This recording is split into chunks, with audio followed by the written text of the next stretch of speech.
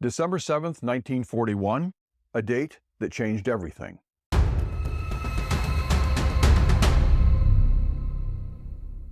The attack on Pearl Harbor was a devastating moment for America, but it also set the stage for decades of global peace and stability.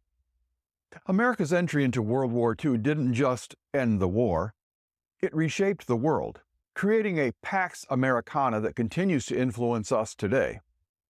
Let's see how Pearl Harbor became the unlikely catalyst for peace. 83 years ago, Japan's surprise attack on Pearl Harbor drew the United States into the deadliest conflict in human history. Japan gambled on crippling America's Pacific Fleet, but they underestimated the response.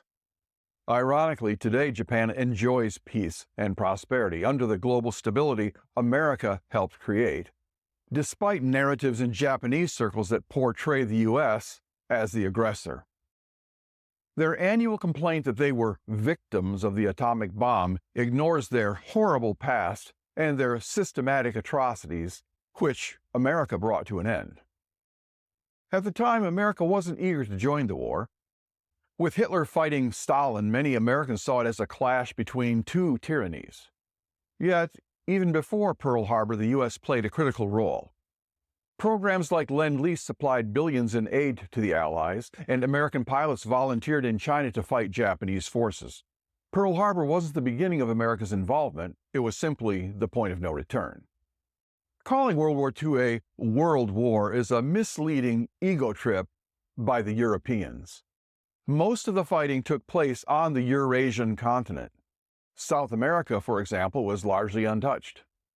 While there were battles in Africa and the Pacific, the majority of the war unfolded across Europe and Asia. Yes, it had global consequences, but the actual combat was far from universal. And the Pacific War was just the outcome of not stopping Japan on the continent and was directed entirely at us. Most important, don't blame the rest of the world for yet another war with its roots in European and Asian rivalries. Another common misconception is that Pearl Harbor marked the start of America's involvement. In reality, U.S. forces were already engaged. Navy ships were escorting British convoys across the Atlantic, and German U-boats had attacked vessels like the USS Greer and USS Kearney and sank the USS Reuben James with heavy loss of life weeks and months before December 1941. Pearl Harbor didn't start America's role, it escalated it. The third myth is that America fought a racist war. That's the accusation of a world that is racist. This idea oversimplifies a complex reality. Was racism present? Sure, it's a part of human history. But compared to its adversaries and even some allies, Americans' record is starkly different. Japan's war effort was deeply rooted in racial supremacy.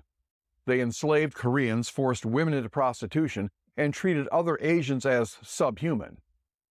Meanwhile, European allied empires relied heavily on their colonies for manpower, an inherently exploitative system, then abandoning or attacking them when the war was done.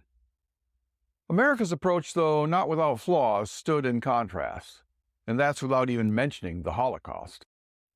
But it's important to remember that World War II wasn't just about the Nazis. Japan also saw itself as a master race seeking to dominate Asia under the guise of liberation. While America wasn't perfect, it fought against all ideologies of racial superiority.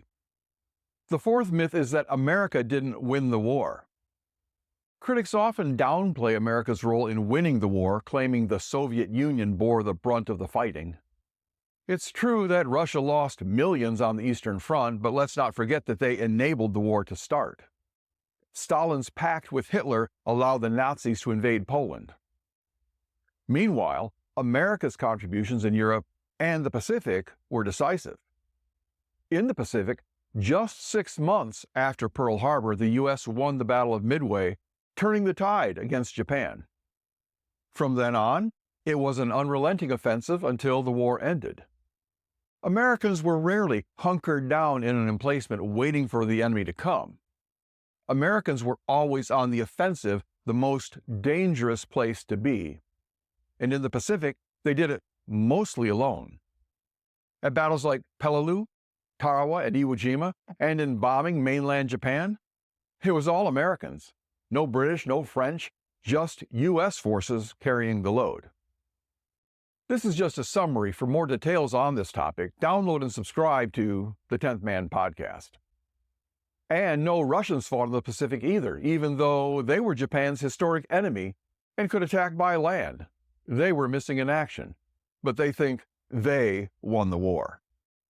After the war, America had the opportunity to dominate its defeated enemies. Instead, it rebuilt them. The Marshall Plan funneled billions into Europe while Japan was transformed into a thriving democracy. Compare that to the Treaty of Versailles after World War I, which crippled Germany and laid the groundwork for Hitler. America took a different path, choosing reconstruction over retribution. America is often accused of aggression, myth number 5, but let's examine the facts. When Saddam Hussein invaded Kuwait, he looted the country. When America intervened in Iraq, it cost us billions. If America were an imperial power, where's the plunder? The reality is that American interventions, however controversial, have only been efforts to stabilize regions, not profit from them. The numbers don't lie, and the sheer scale of World War II's devastation puts things into perspective. We live in a time of relative peace. The proof? More Russians died at Stalingrad alone than all American casualties in the entire war.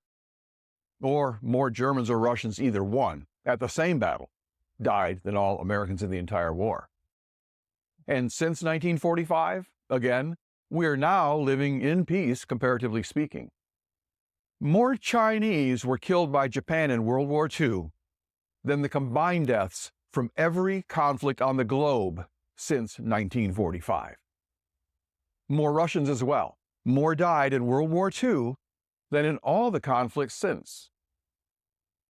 These numbers should highlight the unprecedented violence of World War II and the relative peace that has followed, thanks to the U.S.